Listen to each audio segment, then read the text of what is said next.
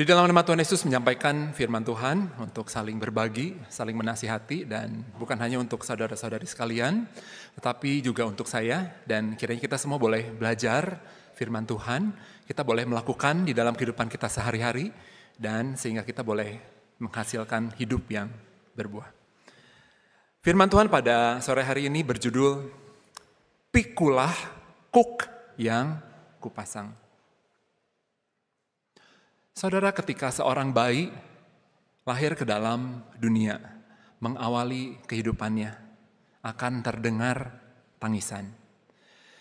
Di akhir hidupnya, ketika bayi ini meninggalkan dunia, kita juga akan mendengar tangisan.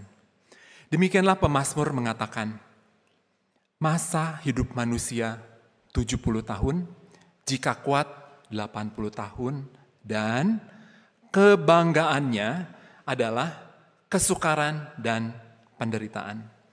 Kehidupan manusia dari awal sampai akhir akan selalu diwarnai dengan kesukaran, disertai penderitaan. Setiap hari ada saja permasalahan-permasalahan yang akan kita alami. Entah di kantor, entah di rumah. Entah permasalahan ekonomi, entah permasalahan anak, ataupun permasalahan rumah tangga. Dan dengan begitu banyaknya kesukaran-kesukaran hidup yang kita alami, begitu banyaknya permasalahan-permasalahan yang kita hadapi, sampai satu titik kita merasa, mengapa hidup ini begitu sulit? Ketika kita merasakan hal seperti ini, apa yang bisa kita lakukan untuk kita bisa menemukan kelegaan? Kita akan membuka di dalam Matius pasal yang ke-11 ayat yang ke-28. Matius pasal yang ke-11 ayat 28, marilah kepadaku, yaitu Tuhan Yesus, semua yang letih lesu dan berbeban berat, aku akan memberi kelegaan kepadamu.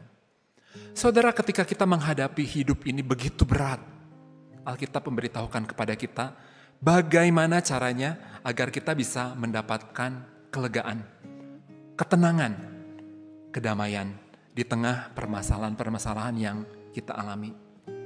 Datang kepada Tuhan Yesus, maka Tuhan Yesus akan memberikan kita kelegaan. Tetapi saudara, apakah ini berarti ketika kita memiliki beban, kita datang kepada Tuhan Yesus, kita serahkan beban ini kepadanya, maka beban yang tadinya milik kita, kita operkan kepada Tuhan Yesus, sehingga Tuhan Yesuslah yang memikul beban kita, dan kita lepas daripada beban ini. Ketika kita mengalami kesulitan ekonomi, kita punya hutang, terlilit hutang. Apakah ketika kita datang kepada Tuhan Yesus, kita serahkan beban kita kepadanya, maka hutang yang tadinya milik kita, kita oper sehingga hutang kita sekarang menjadi milik Tuhan Yesus. Dan kita terbebas dari hutang. Tentu saja tidak demikian, saudara. Setelah kita datang kepada Tuhan Yesus, hutang ini masih menjadi milik kita. Ketika kita sakit, kita berobat kemana-mana, tidak sembuh-sembuh juga. Lalu kita datang kepada Tuhan Yesus. Setelah kita berdoa, bukankah penyakit ini masih ada di dalam diri kita? Apakah penyakit ini harus sembuh terlebih dahulu, barulah kita merasakan kelegaan? Saudara, kalau demikian, ketika kita berbeban berat, kita datang kepada Tuhan Yesus, beban berat ini masih ada. Lalu apakah artinya ketika kita datang kepada Tuhan Yesus, kita menyerahkan beban kita, maka kita bisa merasakan kelegaan? Kita baca di ayat selanjutnya, ayat 29 dan ayat 30. Ayat 29, Matius pasal yang ke-11 ayat 29. Pikulah kuk yang kupasang dan belajarlah padaku, karena aku lemah lembut dan rendah hati, dan jiwamu akan mendapat ketenangan. 30. Sebab kuk yang kupasang itu enak dan bebanku pun ringan. Ketika kita berbeban berat, ayat 28 mengatakan, datanglah kepada Tuhan Yesus. Ayat 29 dan 30 mengatakan, Pikulah kuk yang kupasang dan belajarlah padaku. Saudara, ayat ini semakin sulit untuk kita mengerti. Menurut logika kita, ketika kita memiliki beban yang berat, untuk bisa mendapatkan kelegaan, maka kita harus melepaskan beban berat ini. Ketika tidak ada lagi beban yang kita pikul, barulah kita akan merasakan kelegaan. Tetapi Tuhan Yesus berkata, kalau ingin mendapatkan kelegaan, datang kepada Tuhan Yesus, lalu apa? Pikulah kuk yang kupasang. Di mana logikanya? Sepertinya tidak masuk akal. Ketika beban berat, bukannya dilepaskan dari beban berat ini, tetapi Tuhan Yesus justru menyuruh kita untuk memikul kuk, agar kita bisa menemukan kelegaan. Saudara, bagaimanakah caranya? Memikul kuk, menanggung beban, tetapi yang kita rasakan adalah kelegaan. Tuhan Yesus, di dalam hidupnya, dia juga pernah mengalami beban-beban berat ini. Bahkan beban yang sangat berat, yaitu beban salib. Sebagai manusia, Tuhan Yesus juga ingin lepas dari beban yang berat ini, sehingga bisa merasakan kelegaan. Maka Tuhan Yesus pun datang kepada Bapa. Dia berdoa. Tuhan Yesus menyerahkan beban ini kepadanya. Tetapi saudara, apakah dengan berserah di dalam doa, maka beban salib ini bisa lepas? Sehingga Tuhan Yesus tidak perlu lagi menanggung beban yang berat ini dan merasakan kelegaan. Ternyata saudara, setelah Tuhan Yesus berdoa, beban berat ini, beban salib ini masih ada. Masih tetap harus Tuhan Yesus tanggung. Tetapi apa yang berbeda saudara? Setelah Tuhan Yesus berdoa, Tuhan Yesus diberi kekuatan. Di dalam doanya, Allah memberikan kekuatan. Sehingga beban yang tadinya terasa begitu berat, tidak bisa ditanggung dengan kekuatan dari atas. Beban salib ini bisa menjadi beban yang ringan dan terasa enak. Demikianlah Tuhan Yesus mendapat ketenangan, mendapatkan kelegaan. Saudara, inilah bagaimana Alkitab mengatakan kepada kita, ketika kita berbeban berat, datang kepada Tuhan Yesus. Walaupun beban berat ini masih ada, masih harus kita tanggung. Tetapi yang berbeda adalah ketika kita berdoa, kita menyerahkan kepada Tuhan. Tuhan Yesus akan menyertai kita. Dia yang akan menemani kita. Dia akan membantu kita menghadapi beban berat ini. Tuhan Yesus tidak akan meninggalkan kita seorang diri. Saudara, sebagai manusia, dengan kekuatan kita sendiri, beban ini pasti akan terasa berat. Tetapi dengan kekuatan dari atas, beban yang berat ini dapat menjadi beban yang tertanggungkan. Dan dengan kuasa Tuhan, bagi Tuhan tidak ada yang mustahil. Tuhan dapat membuka jalan dan menyelesaikan permasalahan kita dengan cara yang ajaib. Dan satu lagi saudara, dengan Roh Kudusnya, Roh Kudus akan menghibur kita. Sehingga ketika kita berbeban berat, walaupun rasanya hidup ini susah, menderita, kita akan merasakan sukacita, damai sejahtera.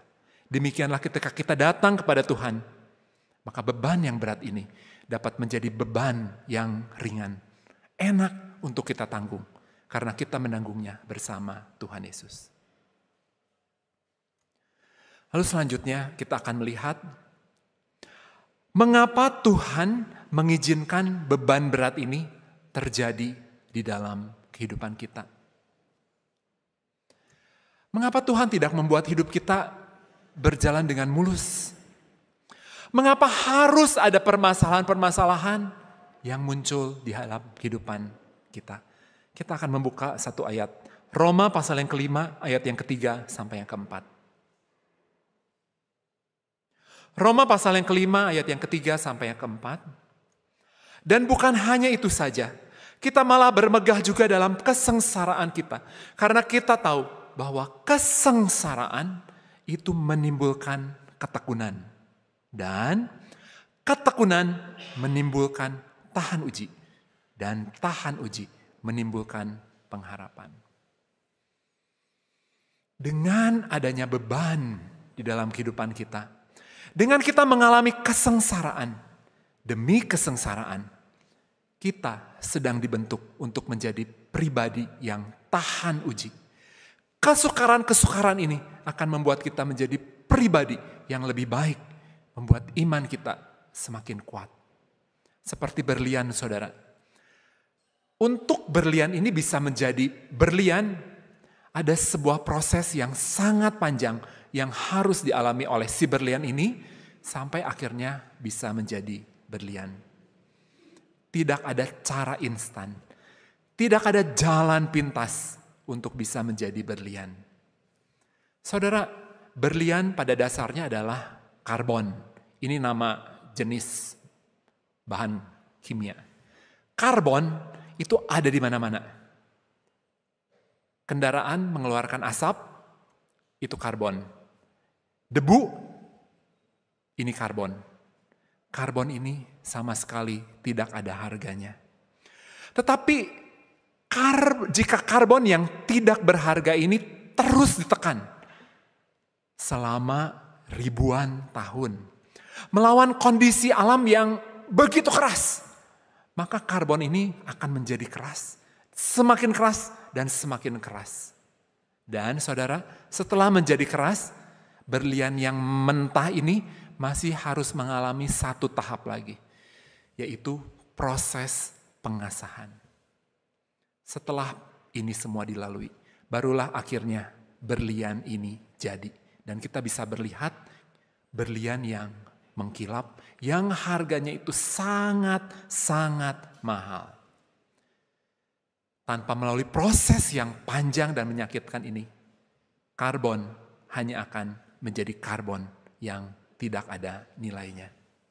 Demikianlah hidup kita dengan adanya kesukaran, dengan adanya kesengsaraan, dengan adanya orang-orang sulit yang Tuhan tempatkan di dalam kehidupan kita. Dengan berbagai pengalaman-pengalaman pahit yang harus kita alami di sepanjang kehidupan kita.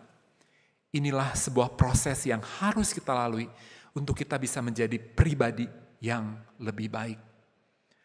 Semakin banyak kesukaran yang kita alami, semakin berat tekanan yang kita hadapi, kita akan semakin tahan uji. Iman kita akan menjadi semakin kuat lagi. Jadi saudara, kalau kita mengalami hidup yang begitu sulit, jalan yang kita alami adalah jalan yang begitu terjal dan begitu curam. Bersyukur karena Tuhan sedang membentuk kita untuk kita bisa menjadi berlian-berlian. Saudara, kita semua ingin mendapatkan hidup yang berjalan mulus. Tetapi kalau kita dengan mudahnya mendapatkan pekerjaan dalam waktu yang singkat, dalam usia kita yang masih sangat muda, kita sudah bisa menduduki jabatan yang begitu tinggi. Kita sudah bisa mendapatkan penghasilan yang begitu besar. Segala sesuatu yang kita rencanakan, segala proyek yang kita lakukan, jarang sekali mengalami kegagalan. Kita ingin hidup seperti ini. Tetapi saudara, tanpa melewati kegagalan, tanpa melewati kesengsaraan, karbon hanya akan menjadi karbon. Tanpa pernah menghadapi jalan buntu, kita tidak akan pernah berdoa sampai kita mencucurkan air mata. Tanpa pernah menghadapi jalan buntu, kesukaran yang besar, siapa yang akan berdoa berjam-jam? Saudara, apakah saudara pernah berdoa selama itu? Sampai meneteskan air mata. Pastinya ketika kita menghadapi sebuah kesukaran yang besar. Dengan kesengsaraan-kesengsaraan seperti inilah, kesukaran-kesukaran yang sepertinya tidak pernah habis-habisnya, kita sedang dibentuk oleh Tuhan. Iman kita sedang diasah untuk bisa menjadi berlian. Kalau kita bisa memilih, pilih mana saudara? Hidup yang lancar jaya, sedikit sekali menghadapi masalah, tetapi iman kita seperti karbon. Iman kita lemah. Ketika menghadapi pencobaan, iman kita tidak tahan uji. Di tengah-tengah pertandingan iman, karena iman kita begitu lemah, kita bisa terjatuh. Dan akhirnya kita tidak bisa mencapai garis finish. Atau kita menghadapi jalan hidup penuh dengan penderitaan. Begitu banyak kesukaran-kesukaran yang harus kita hadapi. Tetapi kita memiliki iman yang sangat kuat, seperti berlian. Dan dengan iman seperti inilah, bisa maju terus di dalam pertandingan iman kita. Tidak terjatuhkan. Dan kita bisa mencapai garis akhir di dalam pertandingan iman kita. Pilih mana saudara? Tentunya pilihan yang sulit.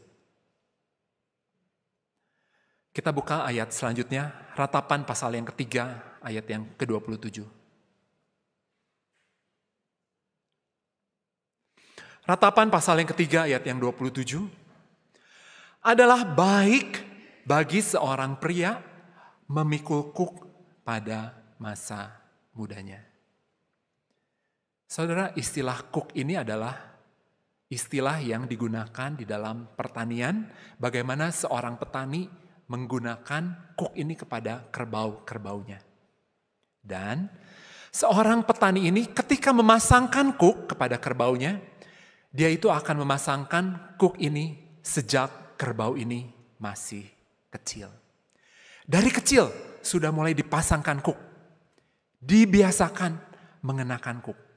Terus dilatih. Barulah setelah besar, kerbau ini dapat menjadi kerbau yang berguna. Dan semua binatang rasa-rasanya sama.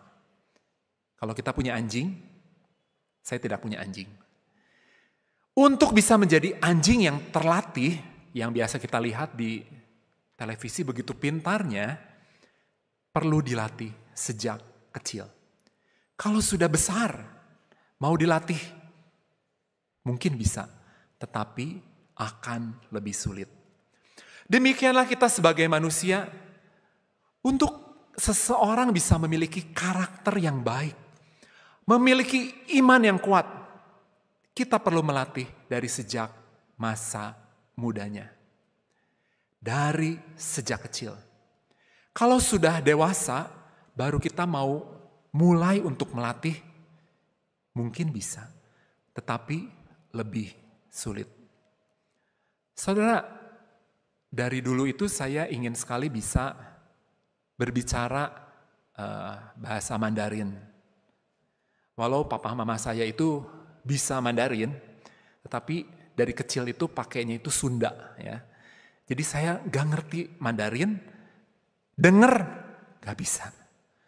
Dan karena saya tahu Mandarin itu begitu pentingnya, saya saat pemuda memutuskan saya bertekad belajar Mandarin dengan sungguh-sungguh, ya.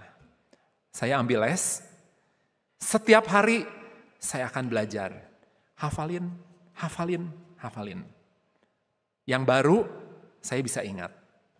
Tetapi yang minggu lalu saya pelajari, udah lupa. Ya. Setelah dewasa, baru mau mulai belajar. Lebih sulit. Berbeda dengan anak saya. Kondisi di rumah masih sama. Papa mama saya ngomongnya masih pakai Sunda, saya tentu saja jangan diharapkan. Tetapi di sekolahnya ada pelajaran Mandarin, seminggu mungkin 1-2 kali. Dan anak saya itu ikut pelajaran secara online. Cepat sekali ya, sampai saat ini dia itu sudah jauh lebih bisa daripada saya. Ya. Demikianlah firman Tuhan mengatakan, adalah baik bagi seorang pria memikul kuk pada masa mudanya. Dengan anak dari sejak kecilnya sudah memikul kuk. Maka ketika besar, kuk ini akan bisa membentuk karakternya. Bisa membentuk emosinya, membentuk keahliannya, membentuk cara berpikirnya. Sehingga menjadi orang-orang yang berkarakter. Kalau kita membaca kisah-kisah hidup orang-orang yang sukses, pengusaha-pengusaha besar yang ternama, kebanyakan kita baca masa kecilnya adalah masa yang suram. Hidup di dalam keluarga yang berkekurangan. Dengan hidup dalam berkekurangan inilah, dengan kesukaran yang dia alami pada masa kecilnya, inilah yang akhirnya membentuk dia, membentuk daya juangnya, sehingga akhirnya bisa menjadi orang-orang yang berhasil. Tetapi generasi penerus dari orang-orang yang sukses ini, mereka lahir sudah dalam keadaan yang lebih nyaman. Segala kebutuhan mereka bisa dipenuhi. Mau apa? Tinggal bilang, "Papa, mau ini. Mama, mau ini." Tidak perlu bersusah payah, bisa dapat. Tetapi tanpa adanya kuk, hidup di dalam kenyamanan akan membuat daya juang, karakter mereka itu berbeda dengan generasi pendahulu mereka. Ketika dewasa, tidak sedikit dari anak-anaknya ini hanya bisa berfoya-foya menggunakan uang. Saudara, sama halnya dengan kalau kita melihat generasi di atas kita. Ya. Tidak sedikit dari mereka yang lahir di dalam kekurangan. Dengan kesukaran yang mereka alami, itu membentuk daya juang sampai akhirnya bisa memiliki kehidupan yang lebih baik. Tetapi generasi di bawahnya lahir lebih nyaman, daya juangnya akan berbeda. Generasi seterusnya lagi, generasi ketiga, generasi keempat, lebih nyaman lagi, daya juangnya semakin rendah lagi. Generasi pertama, kalau gagal, bangun, berusaha lagi, mencoba lagi, gagal lagi, coba lagi, masih gagal, terus dicoba sampai berhasil. Generasi terakhir, sekali gagal, langsung menyerah. Atau bahkan, belum juga dicoba, baru lihat, baru kebayangnya, aduh susah. Tidak berani melakukan. Hanya bisa melakukan yang mudah, yang sulit, rasa-rasanya merepotkan. Maaf, saya tidak akan melakukannya. Demikianlah kalau anak-anak sejak dari masa mudanya ini sudah dilatih hidup di dalam kesukaran, terbiasa menghadapi tantangan-tantangan hidup. Ini akan sangat baik untuk mereka. Sangat baik untuk masa depan mereka. Saudara, kalau kita begitu sayangnya kepada anak, dari kecil kita tidak membiarkan kuk ini mereka pakai. Kita biarkan mereka hanya belajar, bermain, makan, tidur. Tidak pernah diberikan tanggung jawab. Tidak pernah diberikan tugas di dalam keluarga. Tidak pernah dilatih untuk melakukan pekerjaan-pekerjaan rumah tangga. Kita merasa dengan memperlakukan anak seperti ini, kita itu mengasihi mereka. Tetapi sesungguhnya saudara, kita sedang mencelakakan anak kita. Dan yang nanti merasakan akibatnya adalah si anak. Setelah besar, setelah menikah, mereka baru mau belajar mengurus rumah tangga. Dari kecil belum pernah masak, cuci baju belum pernah, mengatur rumah tangga sama sekali tidak tahu bagaimana caranya. Baru mau mulai belajar. Bukankah yang kasihan adalah si anak ini? Tetapi kalau dari kecil kita sudah biasakan anak ini melakukan pekerjaan-pekerjaan rumah tangga. Ketika mereka besar, ketika mereka membentuk rumah tangga, mereka sudah terlatih. Ini bisa, itu bisa, ini bisa, itu bisa. Mereka akan bisa mengurus rumah tangganya dengan baik. Dan satu hal yang paling penting yang perlu kita latih adalah iman mereka. Apa saja yang perlu kita latih, saudara? Yang pertama adalah kita perlu melatih mereka berdoa. Sejak kecil, Bangun tidur, sebelum ke sekolah, ajak berdoa. Mau makan, ajak berdoa, ajarkan bersyukur.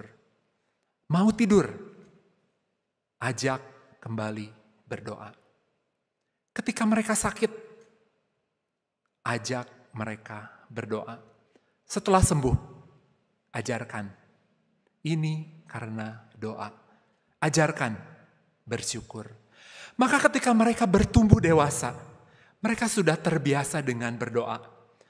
Menghadapi kesukaran-kesukaran, apa yang mereka ingat? Mereka akan berdoa. Ada apa-apa, mereka akan berdoa. Dengan doa inilah, maka mereka akan memperoleh kekuatan. Kekuatan dari atas untuk bisa menjalani kehidupannya dengan baik. Apalagi yang perlu kita latih?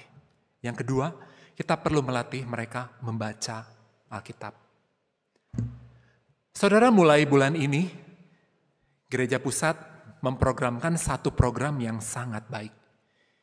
Program Gerakan Baca Alkitab.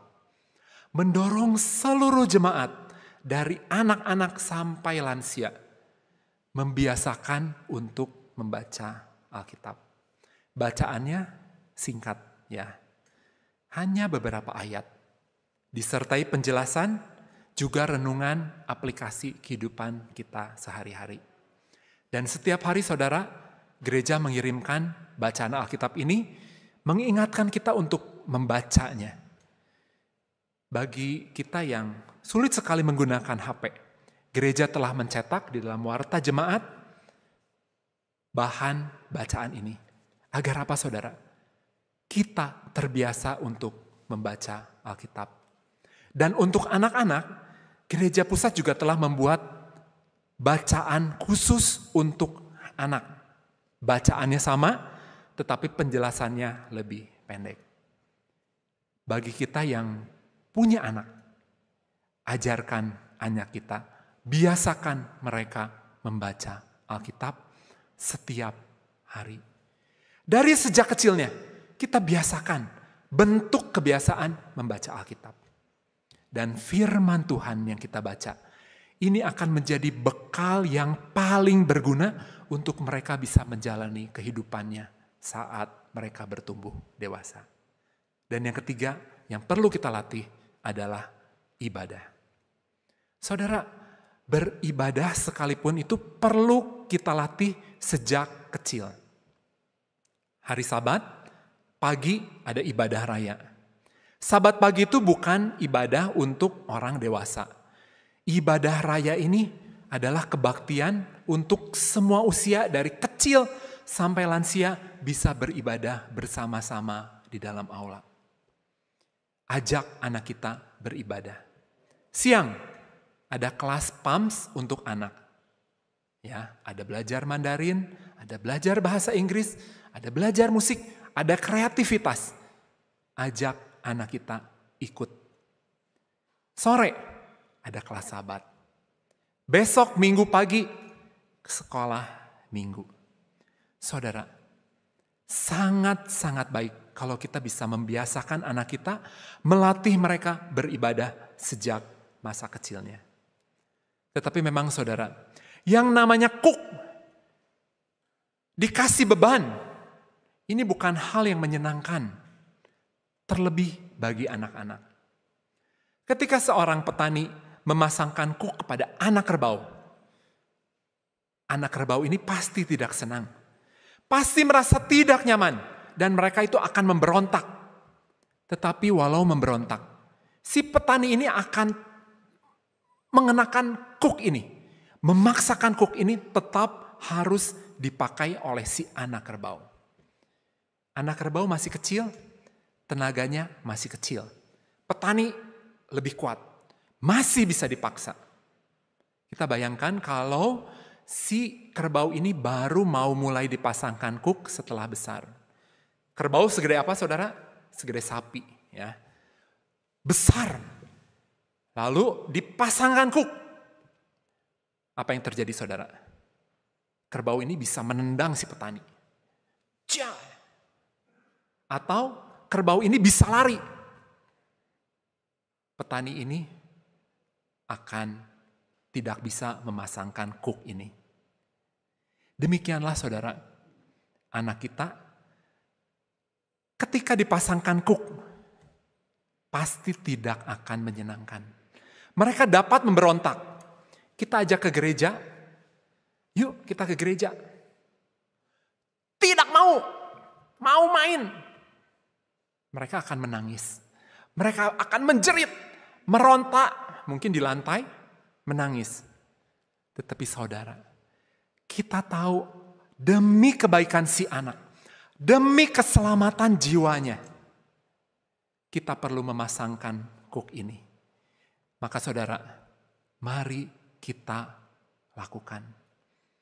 Memasangkan kuk ini bukan hal yang mudah, tidak mudah. Tetapi mumpung mereka masih kecil, masih bisa dibentuk, mari kita pasangkan kuk ini. Dan kita sama-sama belajar.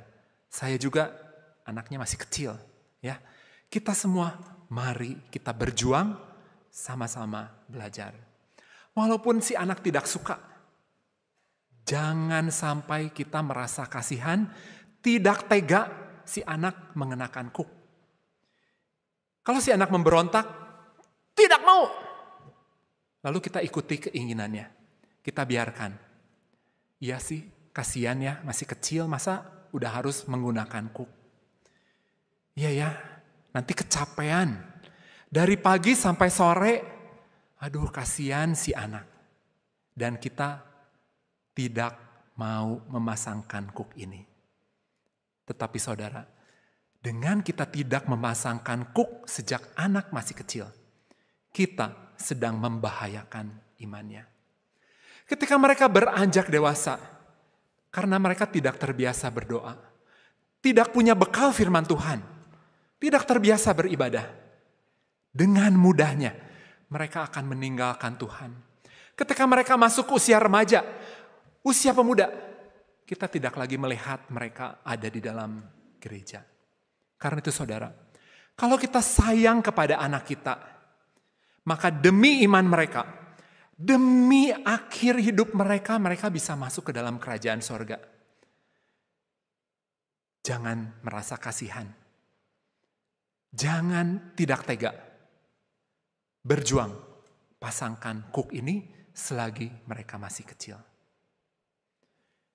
Saudara, Allah kita, Bapa kita yang di sorga, demi kebaikan umatnya, tidak segan-segan untuk memasangkan kuk kepada umatnya. Dikasih tahu baik-baik, bangsa Israel tidak mau nurut. Diperingatkan berpuluh-puluh kali, beratus-ratus kali, semua nabi sudah dikirimkan, tetap tidak peduli. Akhirnya apa saudara? Tangan Tuhan bertindak menghajar umatnya. Tuhan mengirimkan Raja Asyur, kerajaan Israel hancur. Kerajaan Yehuda masih ada. Masih tidak juga mau bertobat. Tuhan hajar, Tuhan kirimkan Raja Babel. Yerusalem diserang. Temboknya hancur. Bait suci yang begitu indah, dibakar. Penduduk Yerusalem harus ditawan dan dibuang ke Babel. Kalau kita membaca kisah ini, kita mungkin berpikir apa Tuhan tidak sayang kepada umatnya? Kenapa harus dihajar sedemikian?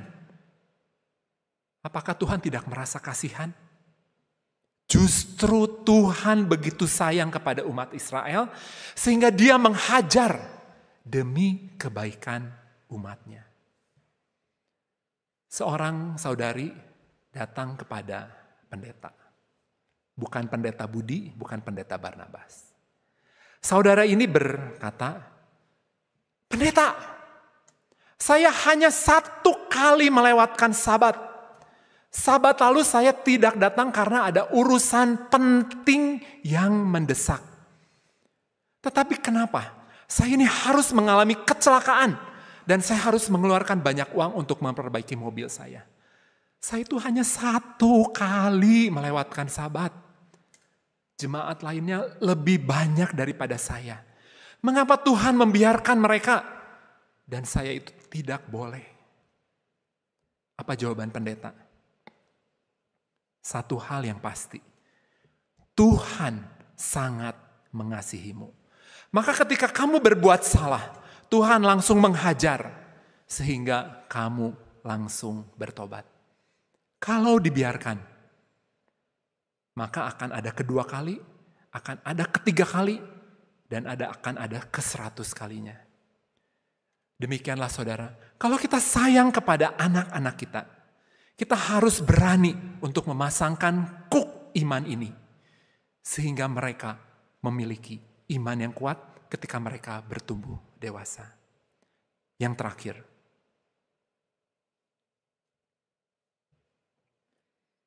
di dalam gereja, kita juga mau memasangkan kuk kepada anak-anak kecil ini. Sejak dari masa kecilnya, mari kita berikan tanggung jawab. Guru-guru agama, mari kita latih mereka melayani sejak masa kecilnya. Kita mungkin berpikir, anak kecil bisa apa sih? Mereka bisa melayani, apa yang bisa mereka lakukan? Anak saya baru masuk TK, ya, TKA. Di sekolahnya sudah diberi tanggung jawab memimpin doa, diikuti semua teman-teman yang lain.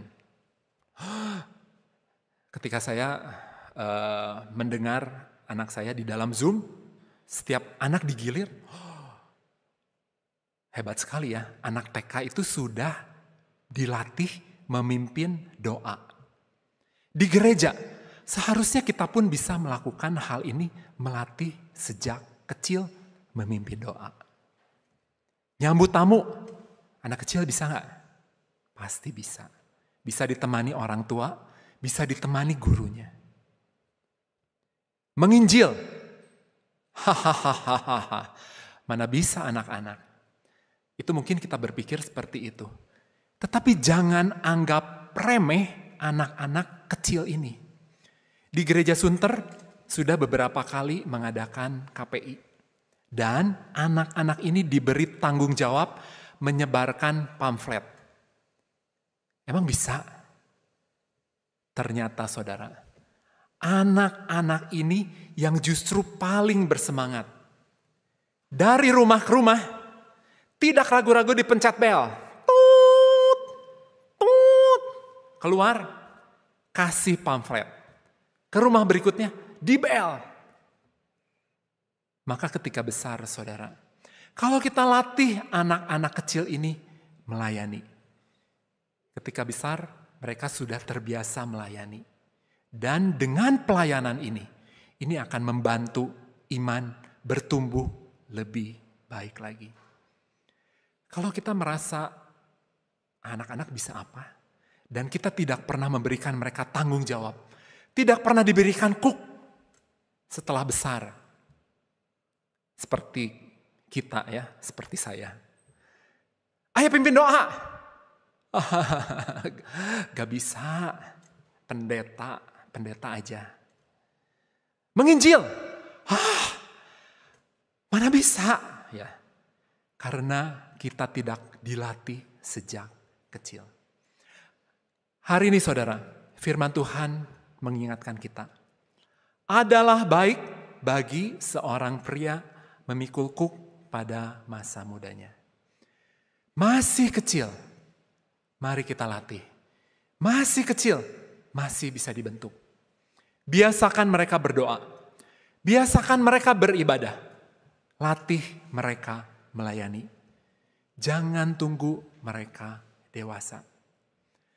Dipasangkan kuk memang tidak menyenangkan. Tetapi firman Tuhan berkata, adalah baik bagi seorang pria mengenakan kuk sejak masa mudanya. Dipasangkan kuk, baik untuk imannya. Maka ketika besar, kiranya anak-anak ini bisa menjadi anak-anak Tuhan yang beriman kuat. Dan di akhir kehidupan mereka, mereka dapat menjadi para pemenang iman. Amin. Demikianlah firman Tuhan, kiranya bisa membangun kita semua. Dan kiranya kita bisa melakukan di dalam kehidupan kita menjadi berbuah bagi kemuliaan nama Tuhan.